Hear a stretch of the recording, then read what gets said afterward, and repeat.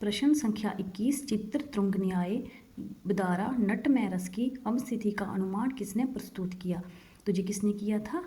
विकल्प बी शंकुक ने। तो ये जो चार हैं ये रस सूत्र के व्याख्याकार हैं बटलोलड, शंकुक, बटनायक और अभिनव गुप्त। आओ देखते हैं एक एक करके इन चारों रस सूत्र के व्याख्याकारों के सिद्धांत व दार्शनिक आधार। तो पहले बटलोलड, विकल्प ए जो है वो बटलोलड। तो बटलोलड का सिद्धांत क्या था? उत्पत्तिवाद या आरोपवाद। हम इसको उत्पत्तिवाद भी कह सकते हैं, आरोपवाद भी कह सकते हैं। तो इनका दार्शनिक मत क्या था? मीमांसा दर्शन। सिद्धांत था उत्पत्तिवाद या आरोपवाद और दार्शनिक मत था मीमांसा दर्शन। और विकल्प बी शंकुक। तो शंकुक का सिद्धांत क्या था? अनुमितिवाद। क्या था? अनुमितिवाद। और दार्शनिक मत था न्याय दर्शन। और विकल्प सी बटनायक। तो बटनायक का सिद्धांत क्या था? भुक्ति या भोगवाद। भुक्ति या भोगवाद। और दार्शनिक मत क्या था? सांख्य दर्शन। क्या था? सांख्य दर्शन। और जो बटनायक जी हैं इन्होंने सबसे पहले क्या किया था? साधारणीकरण की अवधारणा प्रस्तुत की थी। क्या किया था? साधारणीकरण की अवधारणा इन्होंने सबसे पहले प्रस्तुत की थी। किसने? बटनायक ने। अभिनव गुप्त, विकल्प डी अभिनव गुप्त। तो अभिनव गुप्त के सिद्धांत का क्या नाम था? अभिव्यक्तिवाद। और इनका दार्शनिक मत था शैव दर्शन। क्या था? शैव दर्शन। अब हमारे सामने प्रश्न संख्या 22 है, रस को ब्रह्मानंद सहोदर सर्वप्रथम किसने कहा? तो सर्वप्रथम रस को ब्रह्मानंद सहोदर किसने कहा था?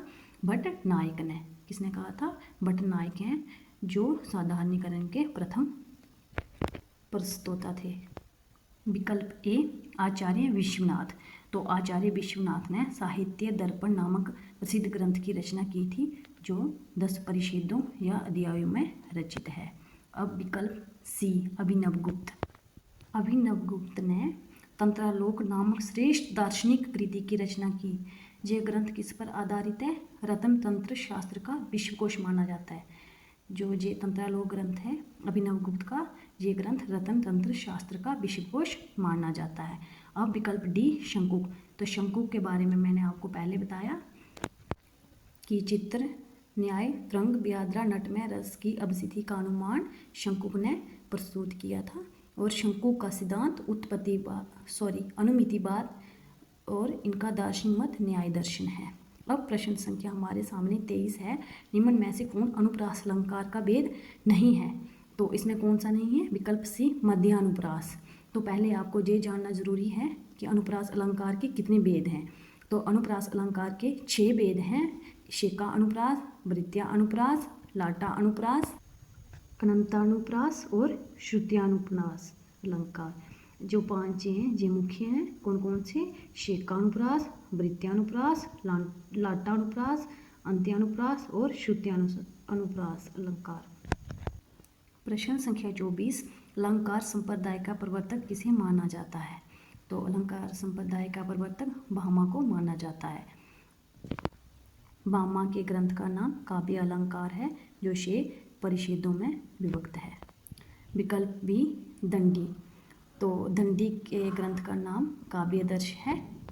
दंडी भी अलंकार संप्रदाय से संबद्ध थे और इनकी परिभाषा जो अलंकार के विषय में है, काव्य शोभा करान धर्मान अलंकारण प्रचिक्षते। ये किसका मत था? दंडी का था अलंकार के विषय में। अब प्रश्न संख्या 24 का विकल्प सी विश्वनाथ। तो विश्वनाथ के बारे में मैंने आपको बताया 14वीं शताब्दी के आचार्य जिन्होंने साहित्य दर्पण नामक प्रसिद्ध ग्रंथ की रचना की जो 10 परिच्छेदों में विभक्त है।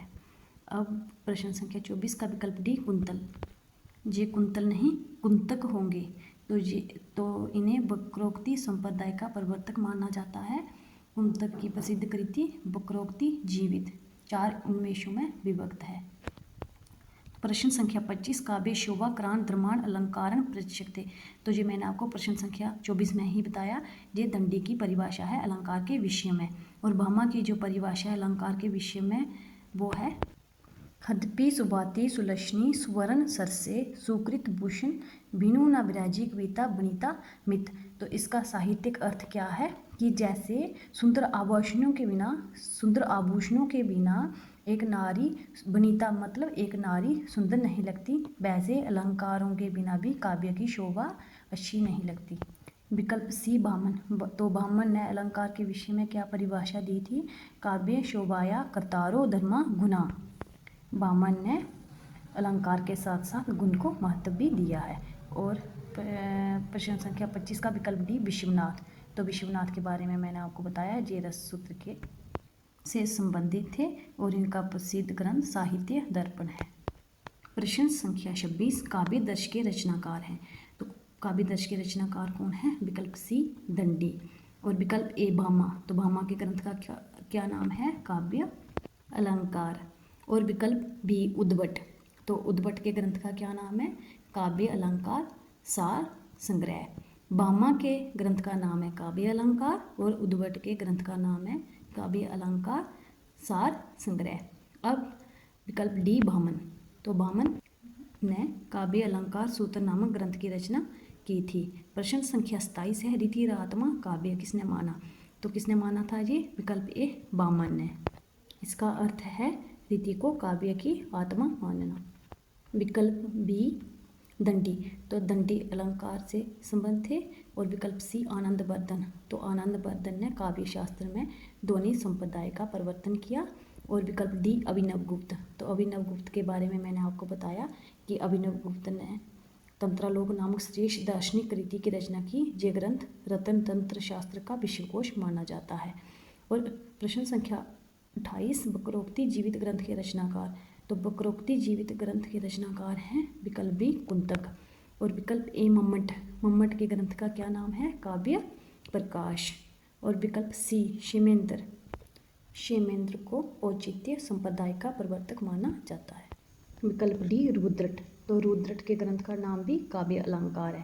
पहले मैंने आपको भामा के ग्रंथ का नाम भी काव्य अलंकार बताया था और अब रुद्रट के ग्रंथ का नाम भी काव्य अलंकार है। तो इसमें कंफ्यूज नहीं होना है क्योंकि भामा के ग्रंथ का नाम भी काव्य अलंकार है और रुद्रट के ग्रंथ का नाम भी काव्य अलंकार है और उद्भट के ग्रंथ का नाम है काव्य अलंकार सार संग्रह।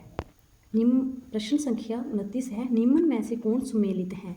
तो इसमें जो सही है वो बताना है। विकल्प ए सही है मम्मट काव्य प्रकाश, ये सही है, बाकी सारे जो हैं वो गलत हैं। इसमें कौन सुमेलित है? तो इसमें विकल्प बी जो है वो क्षेमेंद्र श्रृंगार प्रकाश, नहीं ये गलत है। क्षेमेंद्र के ग्रंथ का क्या नाम है? औचित्य संप्रदाय। औचित्य संप्रदाय तो इनका सिद्धांत संप्रदाय है और इनके ग्रंथ है कवि कंठावरण, औचित्य विचार चर्चा, सुब्रीति तिलक और दशावतार चरित। और विकल्प सी धनंजय, तो धनंजय के ग्रंथ का क्या नाम है? दश रूपक।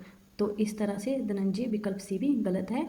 विकल्प डी है रुद्रट, तो रुद्रट के ग्रंथ का नाम है मैंने आपको बताया काव्य अलंकार। दशरूपक, दशरूपक किसके ग्रंथ का नाम है? धनंजय का। प्रश्न संख्या 30 रसगंगाधार ग्रंथ के रचनाकार हैं, तो रसगंगाधार ग्रंथ के रचनाकार कौन है? विकल्प बी पंडित राय जगन्नाथ। तो अब हम इन चारों विकल्पों के बारे में जान लेते हैं। विकल्प ए विद्याधर, तो विद्याधर कौन थे? विद्याधर 14वीं शताब्दी के थे और विद्याधर ने काव्य प्रकाश की शैली में एकावली नामक ग्रंथ की रचना की थी और विद्याधर का समय 14वीं सदी का पूर्वार्ध माना जाता है। और विकल्प सी विद्यानाथ, तो विद्यानाथ कौन थे और इनके ग्रंथ का क्या नाम था? ये भी 14वीं शताब्दी के थे और इनके ग्रंथ का नाम है प्रताप रुद्र यशोभूषण नामक ग्रंथ। विकल्प डी शारदा तन्य, तो शारदा तन्य ने भाव प्रकाशन नामक ग्रंथ की रचना की थी और ये 13वीं शताब्दी के पूर्वार्ध के माने जाते हैं।